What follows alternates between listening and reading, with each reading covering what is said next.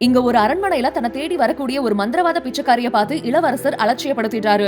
இதுல கோபமான அந்த மந்திரவாதி ஒரு சாபத்தை விட்டுடுறாங்க.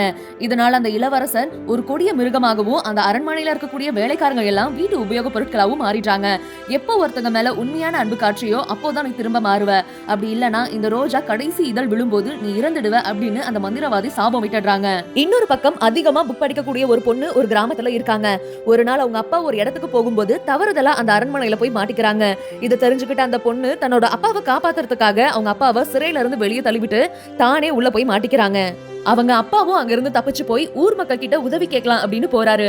அந்த பொண்ணு அங்கேயே இருக்காங்க. முதல்ல அந்த மிருகத்துக்கும் அந்த பொண்ணுக்கும் சுத்தமாவே செட் ஆகல. பட் கொஞ்ச நாள் கழிச்சு 2 பேரும் நிறைய நேரம் பேசுறாங்க, நிறைய நேரம் செலவிடுறாங்க. ஒன்னா சேர்ந்து வெளியெல்லாம் போறாங்க. அந்த கிராமத்துக்கு போன அவங்க அப்பா அங்க இருக்கக்கூடிய மக்களை அந்த அரண்மனைக்கு கூட்டிட்டு வராரு. அந்த ரோஜாவோட இதழும் கடைசி ஒரே ஒரு இதழ் தான் இருக்கு. அங்க இருக்கவங்க அந்த அரண்மனையை தீ வச்சு கொளுத்திடுறாங்க. இந்த பொண்ணும் ரொம்ப நேரமா போராடுறாங்க, யாரும் எதுவும் பண்ணாதீங்கன்னு சொல்லி. கடைசியில அந்த மிருகத்தை சுட்டுறாங்க. அந்த பொண்ணோட கண்ணீர் அந்த மிருகத்து மேல பட்ட உடனே திரும்பவும் அவரு இளவரசரா மாறிடுறாரு. அந்த பொண்ணு இவர் மேலையும் இவரு அந்த பொண்ணு மேலையும் அதிக அன்பு வச்சிருந்திருக்காங்க. வீட்டு பொருட்களா மாறின வேலைக்காரங்க எல்லாரும் திரும்பவும் மனுஷங்களா மாறிடுறாங்க. கடைசியில 2 பேரும் சந்தோஷமா கல்யாணம் பண்ணிட்டு வாழ்றாங்க.